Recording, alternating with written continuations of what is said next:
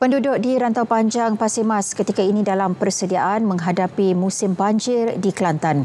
Ia susulan banjir awal di negeri itu berdasarkan ramalan Jabatan Pengairan dan Saliran membabitkan tempoh yang bermula hari ini hingga 21 November.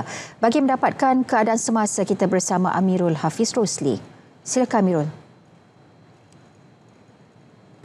Baik, terima kasih. Ketika ini saya berada di Rantau Panjang Pasir Mas untuk meninjau keadaan terkini persediaan penduduk di kawasan ini menghadapi fenomena monsun timur laut ataupun bah atau banjir di Kelantan ini. Seperti anda tahu, tahun lepas lokasi ini di Pasir Mas atau Rantau Panjang ini ia menjadi seperti lautan. Banjir yang sangat teruk berlaku di sini, jadi persediaan ataupun kesediaan penduduk di kawasan ini pastinya pada tahap yang maksimum ataupun ada yang masih lagi trauma dengan keadaan itu. Jadi untuk perincian berkenaan dengan persediaan penduduk ini, kita bersama dengan penghulu mungkin Bangor Kulim, iaitu Encik Yahya Ali. Terima kasih Tuan kerana sudi untuk bersama kami hari ini. Tuan, banjir yang berlaku pada tahun lalu pasti memberi kesan kepada penduduk-penduduk yang berada di kawasan ini. Jadi macam mana persediaan mereka untuk menghadapi banjir bah ataupun banjir besar untuk kali ini?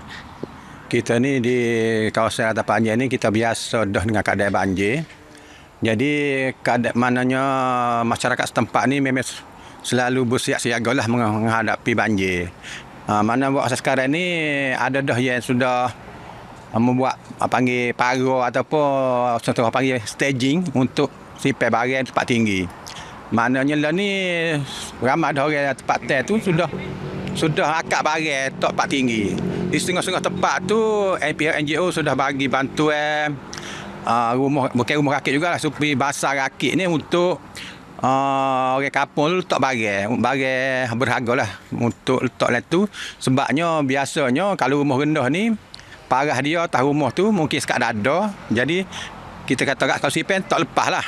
Okey, Tuan juga antara penyelia di pusat pemindahan sementara PPS.